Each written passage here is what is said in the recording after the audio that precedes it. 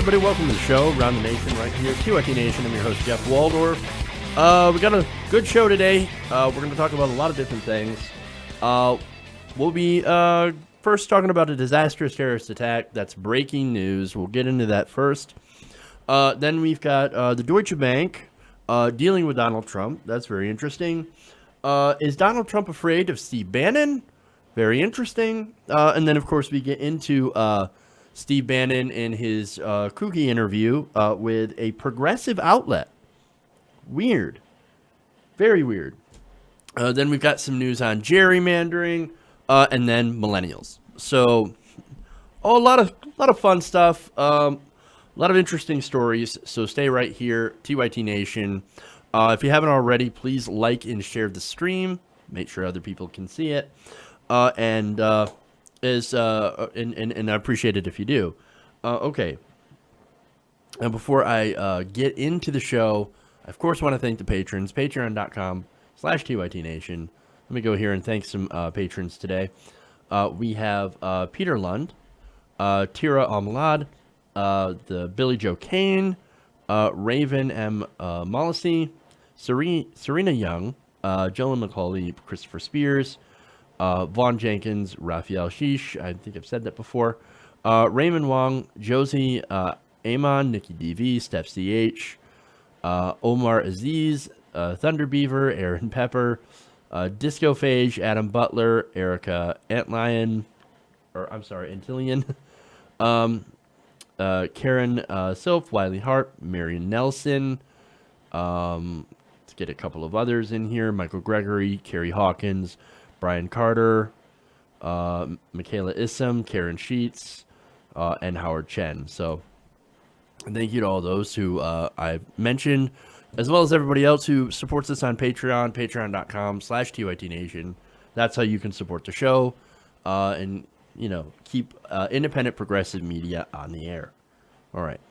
So let's get into the disastrous news. And that has to do with Barcelona.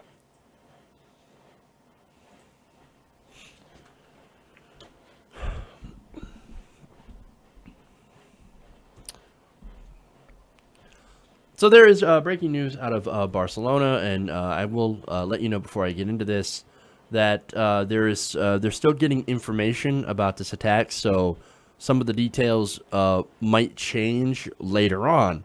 But as far as we know, a vehicular attack happened in a heart of a square in Barcelona, according to Spanish media. 13 people were killed. There were a lot of injuries, 50 people injured, so that death toll could rise, as some of those injuries had been described as life-threatening. Now, the death toll was originally reported, and this is according to Reuters, by Cadena Ser Radio, citing police sources. Police said that some were dead and injured, but did not confirm. Well, as I just said, what we know now is that 13 people have indeed been killed so far, and over 50 injured. And also, preliminary reports said they have made an arrest in this case. Now, what's interesting is that earlier, Spanish newspaper El Periódico said 2 armed men were holed up in a bar in Barcelona city center, and they had reported gunfire in that area, although there's still not a good citation of where that information is coming from and whether or not it's correct. Because, again, we don't necessarily know exactly what happened, other than a van had driven into a crowd on purpose. They're calling this a terrorist attack. But so far, we don't really have a motive, right? Whether this is, they're calling it terrorism. In fact, the incident appeared to be terrorism. The White House spokesperson had said that President Donald Trump is watching the situation, and there's a lot of officials that are calling this a terrorist attack. Now, who perpetrated that, for what reason? Again, we don't have the details, okay? Now, according to some of the people who were there, some of the witnesses, that van had zigzagged down at high speed down to famous Las Ramblas Avenue, which is, of course, a big tourist destination. And, of course, later on, they had actually found some spray paint, some vandalism saying tourists are not welcome. So that's very interesting. So it seems like it's, definitely, or seems to be an attack on tourists to try to dissuade tourism. Again, very interesting. Now, according to an eyewitness report from Ton Guller, he said, I heard screams and a bit of a crash, and then I just saw the crowd parting and this van going full pelt down the middle of the Ramblas, and I immediately knew that it was a terrorist attack or something like that. It wasn't slowing down at all. It was just going straight through the middle of the crowds in the middle of the Ramblas. Now, there was also, of course, mobile phone footage of this posted on Twitter, and it's, very graphic, so we don't have the video here. Another eyewitness, Alan Vercom, who was on holiday, told El País newspaper, we saw a white van collide with people. We saw people going flying because of the collision. And they also said that the driver had fled on foot.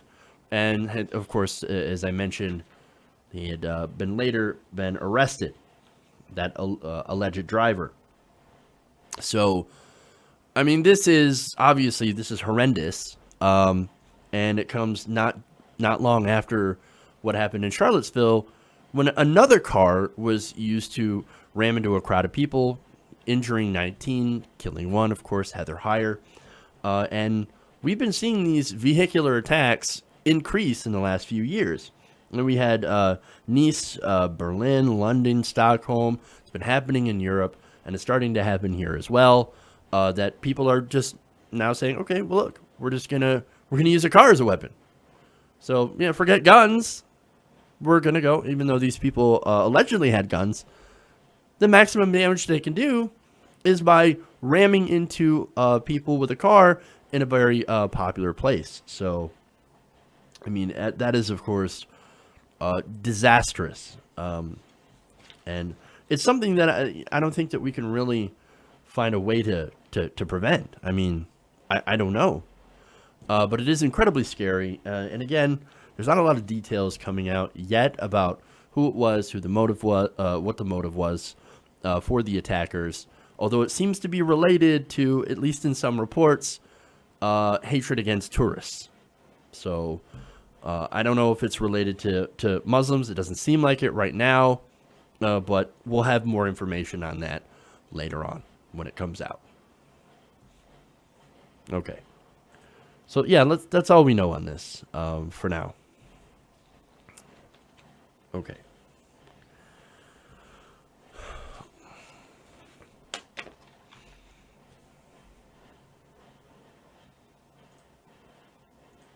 Moving on. To more domestic news. Now, there's an interesting development that was reported by Vanity Fair back in July. Now, what's interesting about it is how it could be included into the investigation into Donald Trump's finances, led by, of course, Robert Mueller. Now, one of the things that we have not seen so far is Trump's finances, including his tax returns.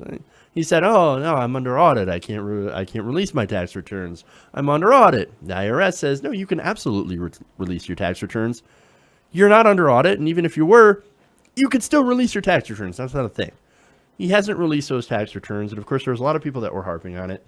And look, I'm still interested in seeing them because there might be certain things in there that would be very interesting to see.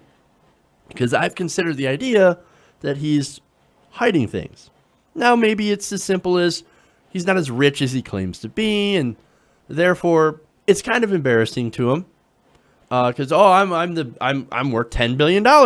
Turns out he's worth, $1 billion or $500 million, $500 million. Super embarrassing, at least if you're him. Or it could be something else. Now, what's interesting, and what this Vanity Fair report looked at, and I think a lot of people ignored it when it came out, is the fact that, well, okay, they asked a question. Is the key to taking down Donald Trump looking at his debts?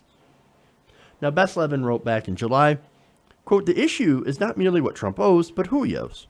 As critics noted on the campaign trail, Trump's habit of reneging on contracts and suing his lenders meant that virtually nobody on Wall Street wanted to work with him, with one exception. Now, this exception is Deutsche Bank. Now, Deutsche Bank had actually loaned him hundreds of millions of dollars when nobody else would. And ironically, they still loaned him money even after Donald Trump pulled the most Donald Trump move of all and sued them. They still ended up giving him money, and that's very interesting. Now, we know, looking through Donald Trump's past, if you paid attention at all, that we know that he hates paying people, okay? If chances are, if Donald Trump owes you money, you are not going to see that money. For the most part.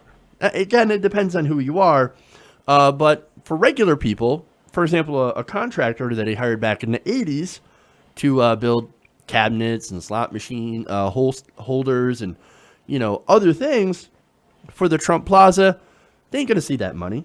That contractor was never paid for their work, okay? Not only that, but you had dishwashers in Florida, glass company in New Jersey, a carpet company, plumbers, painters, 48 different waiters, dozens of bartenders, and other hourly workers at his resorts and clubs, and that's from coast to coast, by the way. You had real estate brokers who sold his properties, and you even had several law firms that represented him in some of his different lawsuits, ironically, from some of the other people that he did not pay. He got sued. Hey, you didn't pay me the money you owed me. I'm going to sue you. I'm going to take you to court. He hires these law firms, and he doesn't pay them. So he's got a very, very long history of stiffing people. Now, what kind of billionaire stiffs people so much? It's very interesting. Now, and so, of course, because of this, he's well known for not paying people that he owes. So who's going to want to do business with him? Well, it turns out Deutsche Bank. Deutsche Bank is the only bank that actually wanted to or was eager and available to loan him money. Nobody else wanted to loan him money. A lot of people didn't want to work for him because, again, he didn't pay them. So we have Deutsche Bank. Now, according to Levin, investigators probing the ties between Trump and Russia are now beginning to take a look at the president's accounts with his favorite bank, which also happens to have strong ties to Russia itself. And now I'm saying the Russian government. Okay, so that's very interesting. Now, the New York Times had reported that banking regulators are reviewing hundreds of millions of dollars in loans made to Mr. Trump's businesses through Deutsche Bank's private wealth management unit to see if these loans might expose the bank to a heightened risk. Meanwhile, The Guardian had reported that executives at Deutsche are expecting the bank will soon be receiving subpoenas or other requests for information from Robert Mueller, and that the special counsel's investigative team and the bank have already established formal contact in connection to the federal investigation. Now, right now, those subpoenas have not gone out. And there are Democrats in Congress, back on the 11th, that was a couple of weeks ago, or that was a week ago, some Democrats have renewed the calls to subpoena Deutsche Bank. So they still haven't done it yet. So the bank right now is preparing for it, right? They're getting up together with some documents. They're establishing contact in connection with this investigation. Now, if Mueller were to do a subpoena, what would he be looking for? Well, not necessarily sure. I guess you would be looking for different transactions, different deals, and you would be looking at who did those transactions, who was giving him money, who he was giving money to. So basically what this is that this is a game of follow the money. Now, Levin continues. She writes, over the last 20 years, Trump has received more than $4 billion in loan commitments and potential bond offerings from the German lender. Despite suing the company in 2008 when he fell behind on payments on the $640 million loan he was given to build Trump International Hotel and Tower in Chicago. Now, in order to avoid, again, this is classic Trump, in order to avoid paying the $40 million he had personally guaranteed, Trump and his lawyer sued, arguing that Deutsche Bank is one of the banks primarily responsible for the economic crash. So, wait a minute. So it's like, oh man, I owe Deutsche Bank money. I'm going to sue you because you caused the economic crisis. Again, Trumpian move. But weirdly enough, even after that, Deutsche Bank still wants to work with him. Interesting.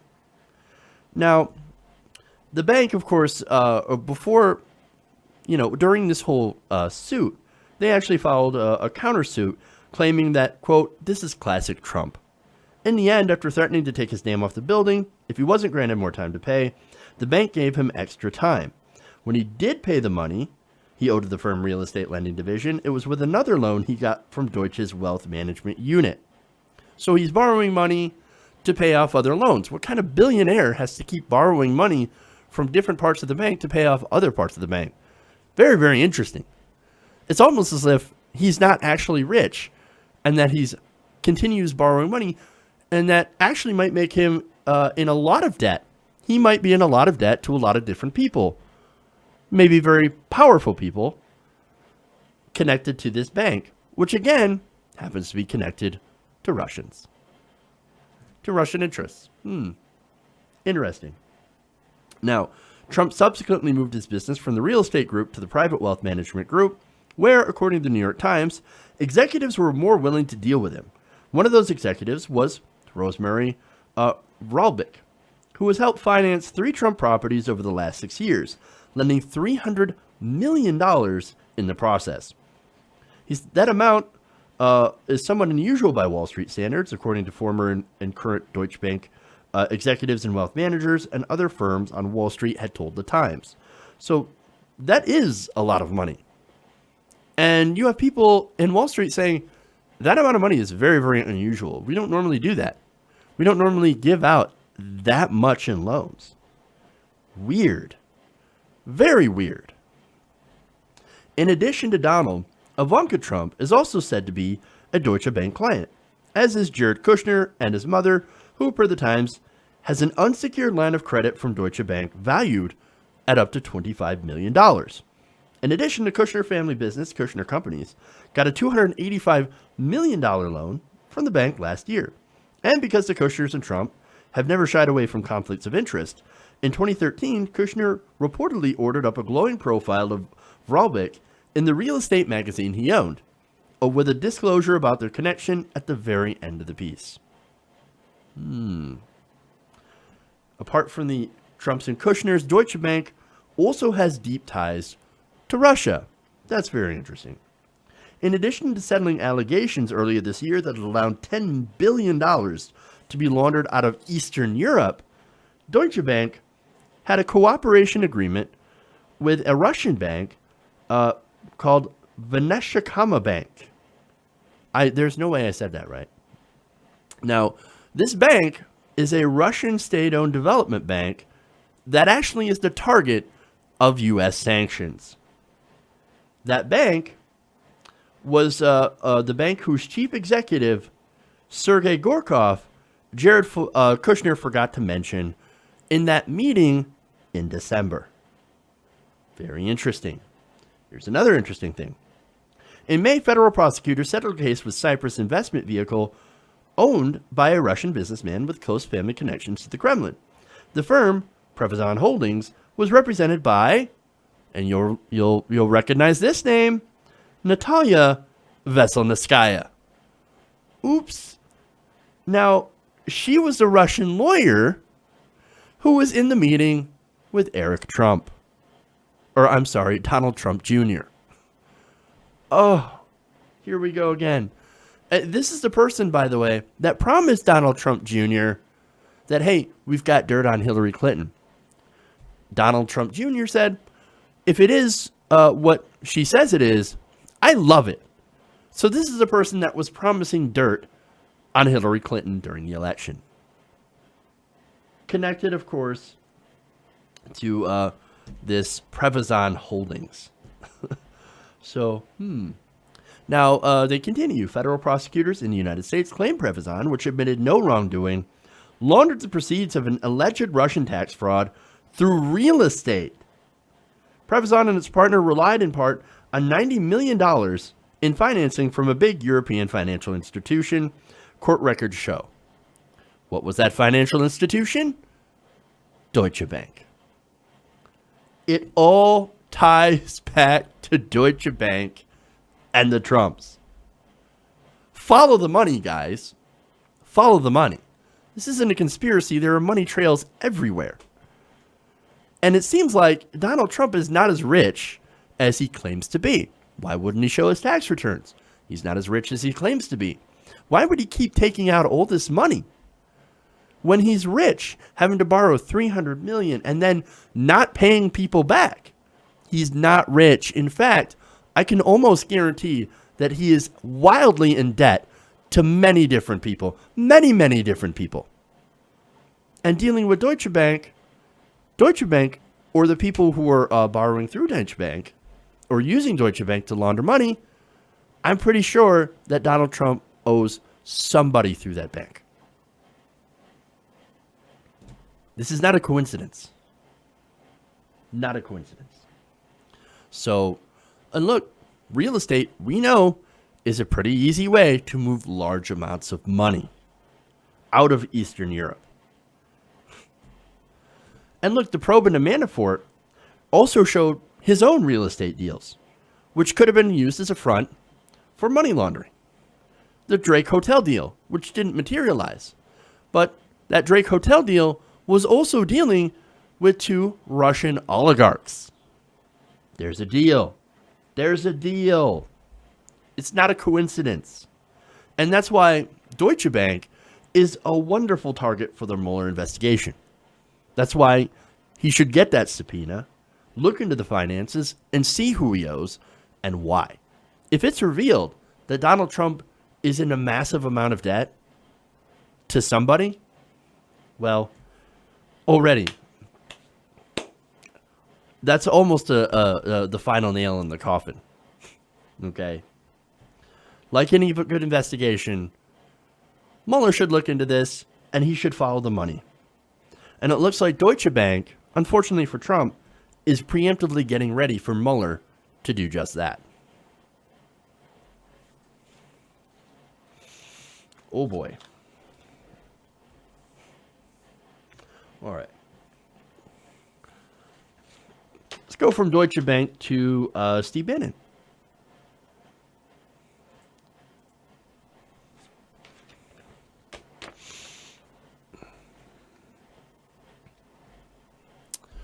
Now, there's been a lot of talk about whether or not Steve Bannon will get booted from the White House. There's a lot of insiders that have pointed out the fact that Bannon has been sidelined by Donald Trump. I talked about that. Over speculation that he might be the White House leaker. In fact, Donald Trump is almost convinced that he's the White House leaker. Now, wait a minute. I thought that if Trump found out, he was going to go after him with extreme prejudice. Right? They're going to be fired. They're going to be fired. We might have pressed charges against the leakers. We got to go after the leakers, right? Well, look. I think it's fairly obvious by now that Steve Bannon is a leaker. Again, this is a guy who used to run Breitbart and still kind of does behind the scenes, even though it's not official. There have been stories about the administration, the H.R. McMaster stories, that have been leaked to Breitbart from the administration. You tell me who's the leaker, right? And look, H.R. McMaster, speaking of him, because of these leaks, well, he's been attacked viciously by none other than Breitbart, who happens to be an enemy of Steve Bannon. Now, there are other rumors, of course, which showed that the president was actually very angry at Bannon, because there were certain articles on Politico that showed that Bannon was considered the true face of power in the White House. So he didn't like that. No, it's not, Bannon's not in charge. I'm in charge. I'm the president. Sure you are. Sure you are, Donnie. Of course you're the one pulling the strings. Of course. But not only that, but Trump has sparred, Bannon has sparred with Kushner, John Kelly, Reince Priebus, who's no longer there, and of course Anthony Scaramucci, that famous interview where he went after Bannon, saying that the guy sucks his own dick. Hilarious, right? So look, all this is to point out why Bannon is not the most popular person in the White House. In fact, he's probably the most unpopular person among the White House staff. So, with that established, why is he still there? Why has he not been fired? That's an interesting question. Now, I've speculated, perhaps wrongly, that he was going to get the boot anytime soon. In fact, even Steve Bannon was speculating that he was going to last about 8 months in an interview.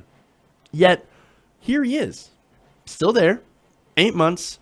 Even though he's sidelined and not going into meetings with Trump, he's still there. That is super, super weird. Now, you had these other guys. You had Reince Priebus, you had Scaramucci. And Scaramucci, he was the last guy you would think you would get booted because he was so incredibly loyal to the president. But I guess the president doesn't care so much about loyalty. He's more than happy to throw anybody under the bus. I mean, look at Chris Christie, look at Rudy Giuliani, look at Sarah Palin, look at a lot of the other people that were so loyal to Donald Trump have been thrown under the bus. And yet Bannon, again, still there. Now, why could that be? Well, there's a couple of theories. One of them, according to some insiders, is that Trump is hesitant to kick out a man who is held in such high esteem among the president's key constituency of alt-right supporters. And I think that definitely plays a big part of this. According to a White House insider talking to Reuters, the president obviously is very nervous and afraid of firing him. He's actually afraid of Steve Bannon. Oh man, look, this guy, he's the leaker. I'm pretty sure he's the leaker, but I can't fire him. I'm afraid to fire him because I don't want this backlash from the base. But it actually gets a little bit more complicated than that. And let me explain. Now, again, look at his base right now. Okay, you've got a lot of people that have turned on the president. The president has an incredibly low approval rating to begin with. He's lost a lot of moderate Republicans. Most of the people in Washington now are starting to turn against him. You even have Paul Ryan, Ted Cruz, you have Steve Scalise. You have a lot of these Republicans now openly speaking out, especially after what happened on Tuesday.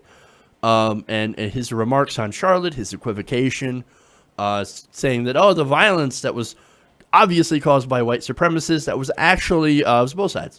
It was both sides. Both sides are equal. And there's some very fine people on the neo-Nazi side.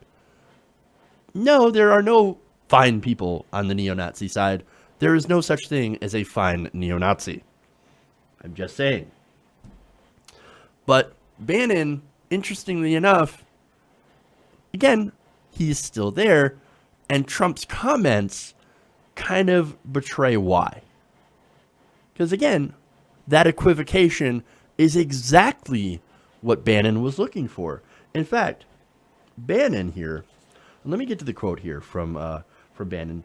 According to Axios, reporting on Wednesday evening, Bannon was thrilled about the press conference, telling friends and associates that globalists were freaking out about the comments.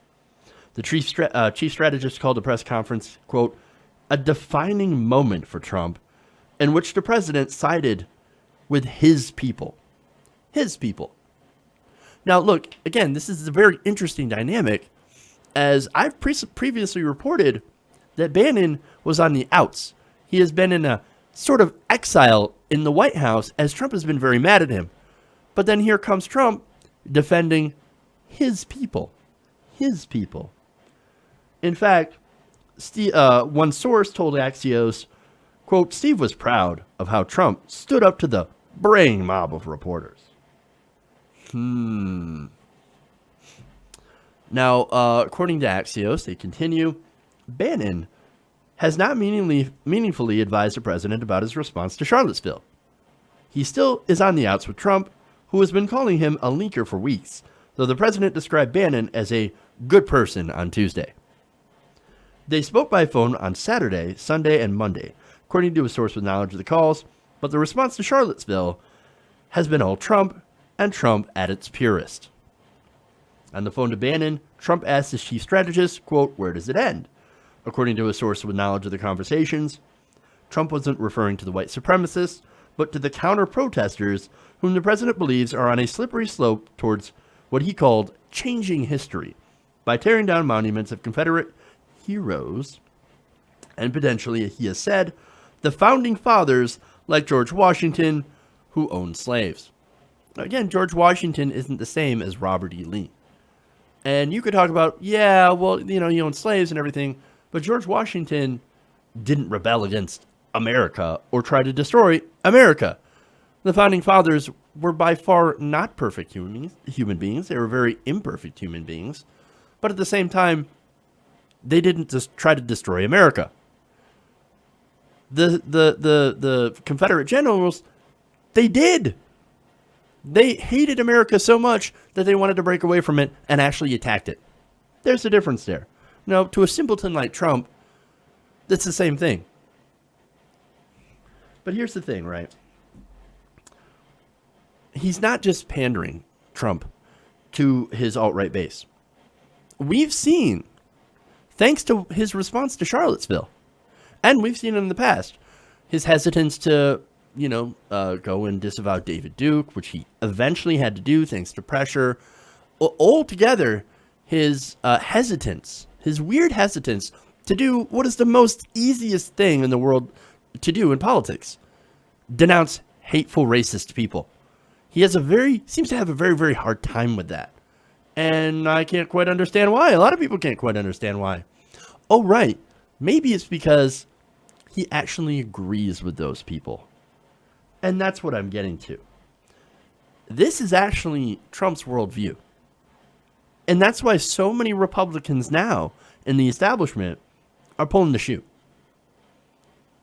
Yes, they want tax cuts. Yes, they want deregulation just as much as anybody else.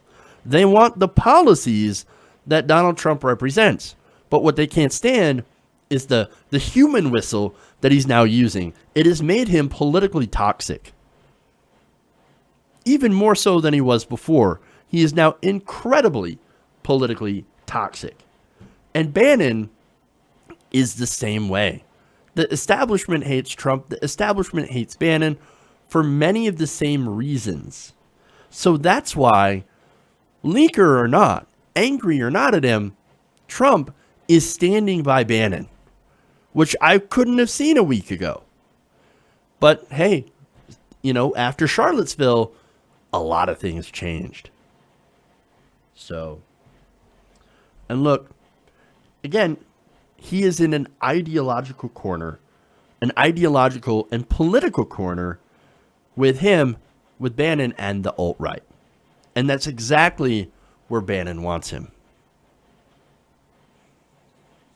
So, if you have any questions of why Steve Bannon is there, it's because Bannon and Trump are one and the same.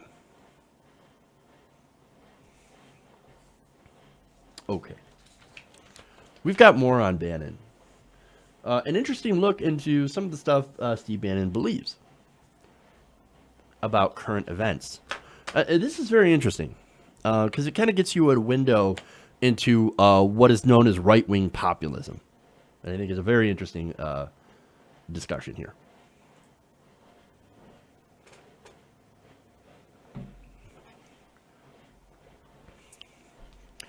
Now, recently, the American Prospect sat down and spoke with the White House chief strategist, Steve Bannon. Now, what's interesting about the American Prospect is that it's a progressive publication. And Steve Bannon, out of nowhere, reaches out and says, hey, I would like to have an interview. Would you like to interview me? That's strange. Why wouldn't he reach out to an alt-right publication? Or another right-wing publication? Why reach out to progressives? That's very strange. Now, in this interview, he actually said some very interesting things, and he was speaking to a man named Robert Kuttner. Now, he writes, Bannon was in high spirits when he phoned me on Tuesday afternoon to discuss the politics of taking a hard line with China and minced no words describing his efforts to neutralize his rivals at the Department of Defense, State, and Treasury.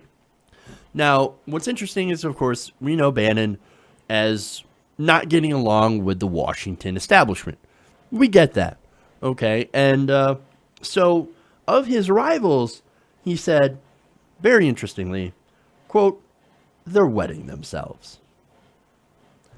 And basically what he did is that he explained the plan of trying to get rid of people like Gary Cohn H.R. McMaster, and others. So he's like, yeah, these guys are my rivals. I want to replace them. I think that, and interestingly enough, he said on some of these people, especially on foreign policy, he says they're too hawkish. They're too hawkish on war, but they're also too easy on trade. So what I want to do is I want to replace somebody who's more hawkish on trade. Very interesting. Okay.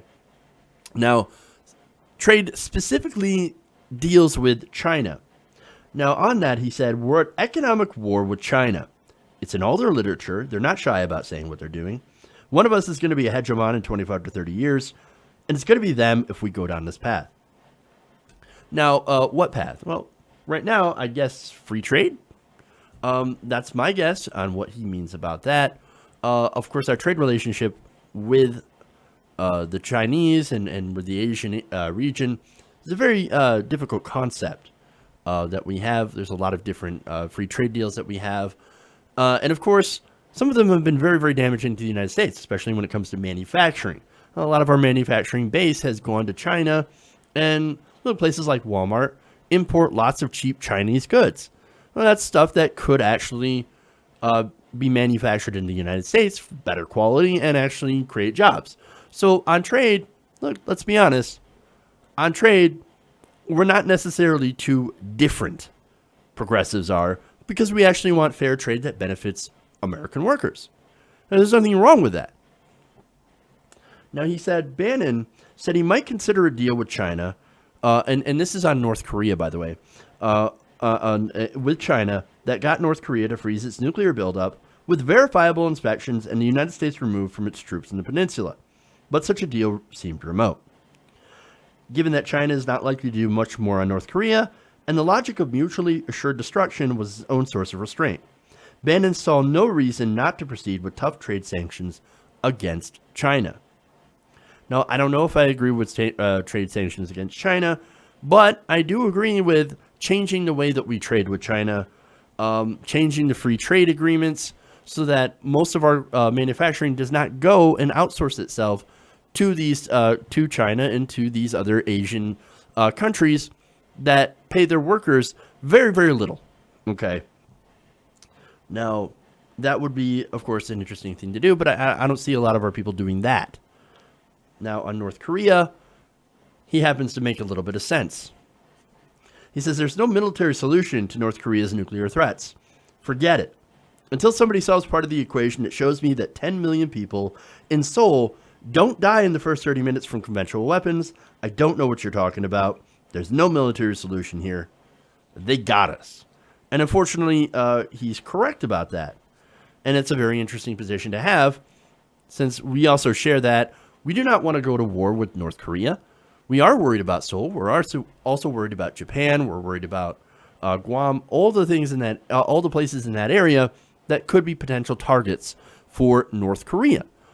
So yeah, that's why we're not interested in the war. And apparently, Steve Bannon also not interested in the war. It's a very interesting position to have. Now, here's where I go to one of the reasons why the establishment hates him. He wanted to raise taxes on the rich and not go to war against other countries. Again, there's a lot of things that I dislike about Bannon, but there are some things that he advocates that actually do make a little bit of sense. And I know it might be controversial to say that, but you got to call it the way it is. It doesn't mean I agree with Bannon on everything. It doesn't mean that I agree with Bannon on, even half of what he believes in. But at the same time, there are some things that are common sense positions, like not going to war with North Korea and actually doing something with the trade deficit when it comes to China. Because again, that is hurting American jobs, and it is hurting the economy. So now, more interesting stuff about Bannon. He said, when asked about the connection between his program of economic nationalism and the white nationalism epitomized by the racist violence in Charlottesville and Trump's reluctance to condemn it.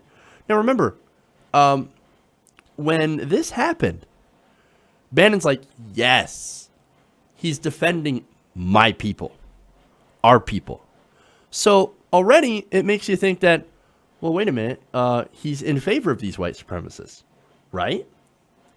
Well, he says something to the opposite, which is very curious. He had dismissed the far right as, quote, irrelevant, and had sidestepped his own role in cultivating it when he was working at Breitbart. He said ethno-nationalism, it's losers. It's a fringe element. I think the media plays it up too much, and we got to help crush it. You know, help crush it more. He says, quote, these guys are a collection of clowns. Now, wait a minute. These guys, the white nationalists that you defended on Tuesday, that you were so ecstatic about Donald Trump equivocating with the counter protesters, now you're going out and saying, what a bunch of clowns and losers. Again, he's talking to a progressive publication. That's got to tell you something. It's got to tell you that he's lying, or he's playing the media, which involves lying. So, but again, this is a very interesting kind of bonkers interview, right? Now, what we know about Bannon, let me tell you about the truth about Bannon, okay? So, he is a deeply racist individual. Now, again, he just called ethno-nationalists, white nationalists, a fringe element, and they're losers, right? But what we know is that he is a white nationalist, at least in some of his views. In fact, it can be summed up in something called the Camp of the Saints. Now, the Camp of the Saints is an old French book, okay, which was deeply, deeply racist. And yet, right now, he talks about immigration as in, we're in a Camp of the Saints moment. Now, let me give a quick sort of summary, because I did a big story on that months and months ago.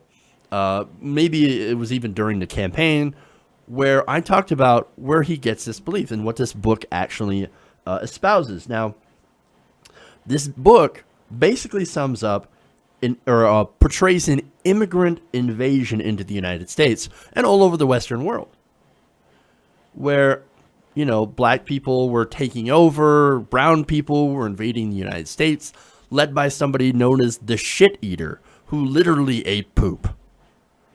Okay, that's sort of how he feels about immigrants coming into the United States, who at least are not from, Western Europe, okay, non-white immigrants.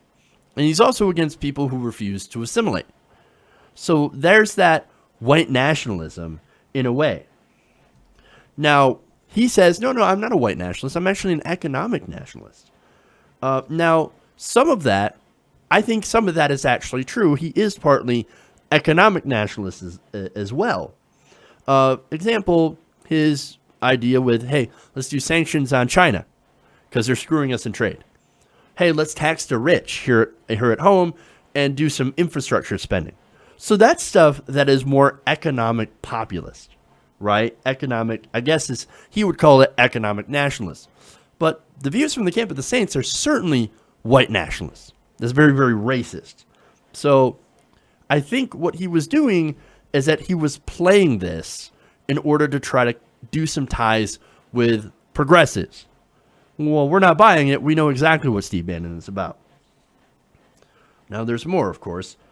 He also tends to believe that the banks, the media, and Hollywood are all run by the Jews. Again, deeply racist and anti-Semitic. Now, there are problems with the banks, and there are problems with the media, of course, but it's not because of Jews. Okay, it's because of corporate greed. So, look, it's hard to peg him in completely one spot, because there are some things that he's actually decent on and makes sense on, and there's other things where he's deeply, deeply racist and nationalist and anti-Semitic. But this is who Steve Bannon is, and this is who the person is that the president has unfortunately painted himself into a corner with. Again, going back to Charlotte here, he did talk about how President Trump, despite him being on the outs, despite Trump being incredibly angry about him for being a White House leaker, or allegedly being the White House leaker, he still goes and defends the alt-right and his people. Now, there's one more thing here that I want to talk about, and this is about the Democrats. Now, he said in this interview, quote, the Democrats, the longer they talk about identity politics, I got them. I want them to talk about racism every day. If the left is focused on race and identity, and we go with economic nationalism, we can crush the Democrats. Now, that's very interesting, because I think he's right to a degree. Now, if you focus on economic issues, then yes, you do economic populism like Bernie Sanders, you're going to do very, very well in an election. But you also have to talk about racial justice. It's racial and economic justice. That's how you win the day. Because, look, right now, the establishment is keeping both white working class Americans and people of color down. Because guess what? The working class just isn't white. The working class involves everyone who are in the working class. Black people are part of the working class. You have a lot of Latinos that are part of the working class. Asian Americans. There's just a working class. It is not the white working class, not the black working class. It's just a working class. And right now, establishment neoliberal policies are crushing the working class. And something needs to be done about it. Now, if Democrats actually run on a platform of racial and economic justice, which run hand in hand, then they could easily beat whatever Donald Trump and Steve Bannon counter with, which is, yes, a mix of economic populism, but deeply intertwined with hatred. Love tends to win over hatred. I'm just saying. Now, the system, of course, is crushing, as I mentioned, is crushing a lot of people in the working class, people of color. You also have policing. You also have the school to prison pipeline. You also have incarceration of African Americans that are out of balance. You also have the drug war. You also all these different things that are inherent in the system. Any campaign that promises to dismantle those systems, again, that's going to get wide popular support. So Steve Bannon is sort of right, but he's also sort of wrong because he misses something very, very important. Okay? Yes, there is economic populism that is super important, but there is not a binary choice. It's not a choice between racial justice and economic justice. That's actually, they're intertwined. Okay? They go hand in hand. And so let me give you a quote here from Martin Luther King Jr. here. He said, now our struggle is for genuine equality, which means economic equality, for we know that it isn't enough to integrate lunch counters. What does it profit a man to be able to eat at an integrated lunch counter if he doesn't earn enough money to buy a hamburger and a cup of coffee? So that's what we win on. We win on both. Bannon, he is on the wrong side of that. And yes, when you pit a right-wing populist versus an establishment figure, if the establishment is crushing people and hurting people right now, unfortunately, as we've seen, you're going to end up seeing the right-wing populist win. But if you have a left-wing populist versus a right-wing populist, somebody like Bernie Sanders versus a Donald Trump or a Steve Bannon, then you're going to see a left-wing populist win every time. Because again, it's Americans are drawn to a message of hope, not a message of hate. One more thing, too. I do want to address his talk about identity politics, right? Oh, it's the left in the identity politics. Okay, so yes, the left does play identity politics. However, if you're a white supremacist or a white nationalist, you are also playing identity politics. And it's very, very ironic. Because, and let me kind of lay this out simply. White supremacy is basically based on the belief that your race is superior to everyone else. That's why they call it white supremacy. That in itself is economic, or not economic, I'm sorry, identity politics. That is identity politics to the T. So that's just a little bit of irony that I want to point out. But look, like I said, racial justice, economic equality, they go hand in hand. And when you actually have a platform that fights on those two issues, they win.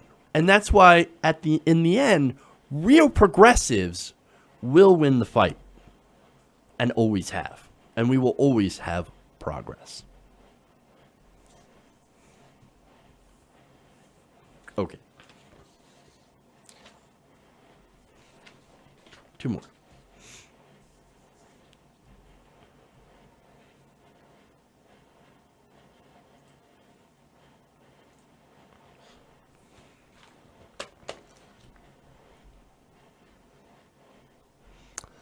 A federal court has ordered Republican legislators in Texas to redraw congressional districts after finding out that the original map was meant to discriminate against minority voters. Well, that's very interesting. Now, 3 federal judges at the U.S. District Court of San Antonio ruled on Tuesday that the Republican-led legislature redrew congressional districts held by Republicans Blake Farenthold and Democrat Lloyd Doggett with the intention of decreasing the influence of minority groups, including Hispanic voters. Now, the judges ordered that the district boundaries be changed ahead of the elections in 2018. So, hey, look, big surprise, right? Republicans gerrymandering districts to shut out minority voters. That is the least surprising thing here. Now, more details about this. Farenthold's district was allegedly redrawn to intentionally deprive Hispanic voters of their influence, according to the court, by incorporating Republican precincts into their district. It also found that they had considered race when redrawing Doggett's district, with stretches from Austin to San Antonio, concentrating heavily Democratic precincts into a single district. So, look, that's what they do, right? Now, there are a lot of Democrats that happen to live in cities, right? Now, if they lump the cities all into one district, well, what you're doing is you're doing two different things. Number one, you're creating a giant safe district for Democrats. Now, the Democrats that's there is going to be like, you know what? I don't have a problem with that. I have a safe district. I will always win re-election. Wonderful. Now, unfortunately, that also means that Republicans will win on districts outside in the more rural areas and small towns, which happen to be more conservative. So you will end up with one giant safe space, ironically, for the Democrats, and a lot of different safe districts for Republicans. And unfortunately, that usually leads to Republicans outnumbering Democrats in state legislatures. And of course, that dilutes voices of minorities. And so this was drawn to do that on purpose. And that's the big problem here. It is classic gerrymandering. Okay. Now, anybody who, of course, doesn't see that is ideologically inclined not to see that. And that is, of course, people like Republican Texas Attorney General Ken Paxton. Now, Paxton said he didn't like this ruling. And by the way, since he doesn't like this ruling, he is going to appeal the ruling to the Supreme Court. Now, the Supreme Court could decide not to take up this case, which is their right to do so. But if they did, their majority Republican Supreme Court, this could go in a bad way. I'm just saying. Now, he said, we look forward to asking the Supreme Court to decide whether Texas had discriminatory intent when relying on the district court. However, Democrats praised the decision and criticized the Republican-led legislature. Now, this battle, this is not new. This has actually been going on for a while. It's actually part of a 6-year legal battle, which started when Republican-led state legislature redrew congressional district boundary lines. Now, a court later found that those boundaries were discriminatory and ordered them to be withdrawn or redrawn, in which they were redrawn in 2013. Now, get this. So in 2013, the court says, you've got to redraw these districts. These are discriminatory. Okay, let's redraw the districts. So they redraw them, and they draw them in the exact same way. The judges found on Tuesday that the racially and discriminatory intent and effects that it previously found in 2011 plans carry over into the 2013 plans, where district lines remain unchanged. Hey man, we redrew these lines and we ended up with the same result. What? What are you looking at? What? Oh, we thought you weren't looking anymore. We thought you weren't interested. They turned their back and they're like, okay, we got to change these lines. Is that good? They're the exact same lines. Good. The ball's on these people. And look, this is why we need independent, nonpartisan committees to draw district lines. We can't rely on politicians. Who the hell thought it would be a good idea to let politicians from either side draw their own fucking district? I get to choose who I represent instead of representing people that voted for me. I'm going to draw my own voters. No, you shouldn't be allowed to do that.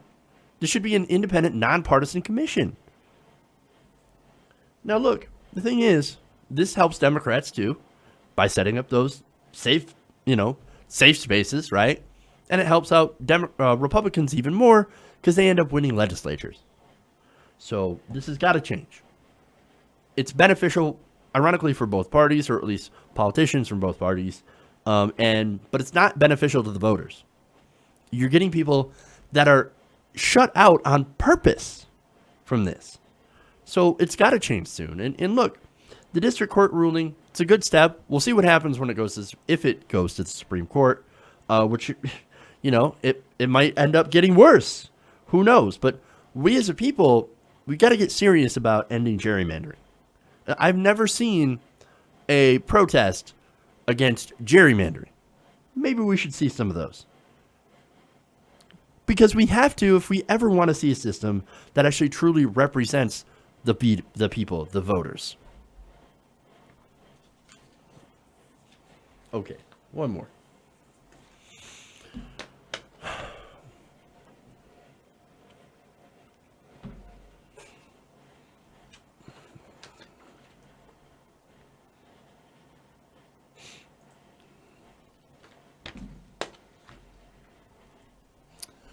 Now, millennials continue to be the favorite whipping post of publications that pander to older Americans.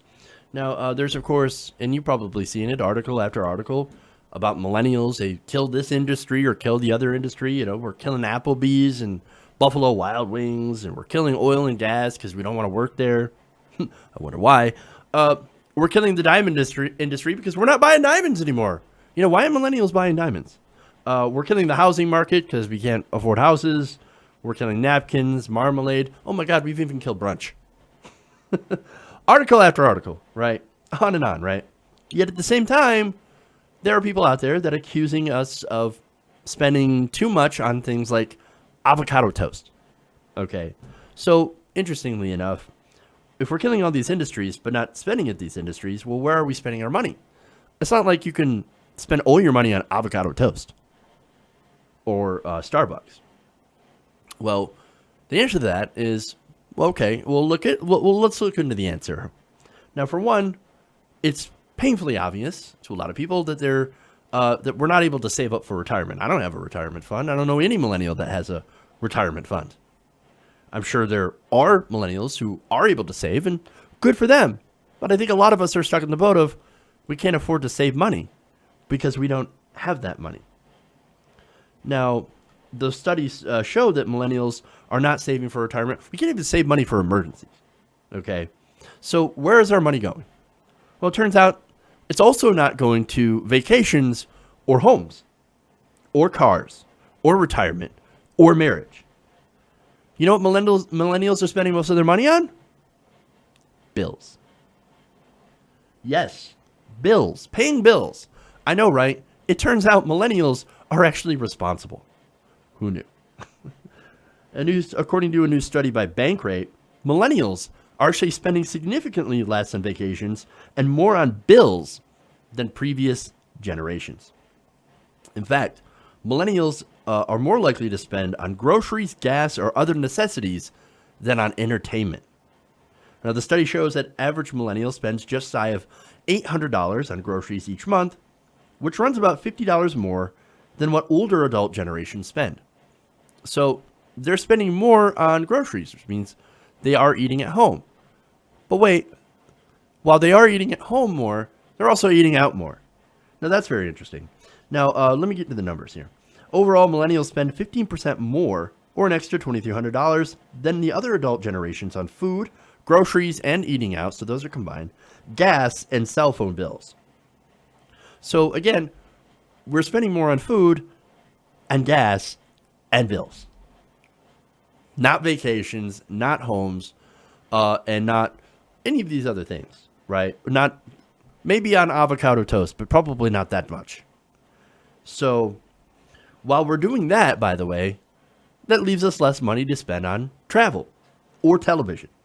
Now, number one, I don't spend that much money on television. In fact, fuck television. Happens to be super expensive, and there's no a la carte mode. That's why a lot of people, of course, go to streaming. But nonetheless, we're actually spending less money on that, too. Now, as far as vacation goes, millennials are reported to be spending about $1,900 a year on vacation, as opposed to older Americans that spend more than $2,600 a year. Again, for TV, we spend at least $40 less per month on TV. So there's this idea, though, that millennials are irresponsible. It turns out that according to the data, we're actually not. It's actually not true. According to Bankrate credit card analyst Robin Sachs, Frankel, she says, millennials are typically more debt averse than older generations, and they're less likely to buy now and pay later like the generation before them.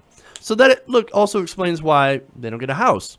Well, it turns out you have to have a lot of money. You have to borrow a lot of money in order to buy a house. Millennials, they're not interested in doing that. There's a couple of reasons why. Number one, student loans. Many millennials, she says, are saddled with student loan debt, leaving them little financial wiggle room to afford vacations, as well as houses. So now she says as millennials get older and start to have family, their spending will increase on everyday bills like groceries and gas. Now, I think that's important. The student loans issue, that's over $1 trillion right now. A lot of people that are struggling in order to pay off their student loans. Some people with $30,000, $40,000, $100,000 in debt. Yes, most of their money is going to servicing that debt. That's why they're not getting married. That's why they're not getting houses. That's why they're not getting diamonds. Okay? So, and look, another reason that millennials are spending so much money on bills is because stagnant wages. I mean, think about it. We're actually getting paid less than our parents have. And we get less benefits from our work. We've got much more student loan debt. And so, of course, these optional vacations, we're not doing it. People are opting to either be work martyrs and never take time off, or if we do, it's usually a staycation. So, and it's a staycation where we don't spend a lot on watching TV. So, and of course, also, let's add in the fact that a lot of millennials have the trouble of balancing more than one job. So when it comes to eating out, look, we may be killing Buffalo Wild Wings, but McDonald's seems to be doing pretty well. It's because you don't have a lot of time in between two jobs in order to grab lunch. Can't go home and really make lunch within that time frame, and you can't really do, spend time at a sit-down restaurant. So there's that. So look, the point of this study is to point out that millennials are not spending nearly as much on fun shit as some people would believe. We're not living it up like entitled snowflakes. We're actually being very much more responsible than a lot of people are giving us credit for.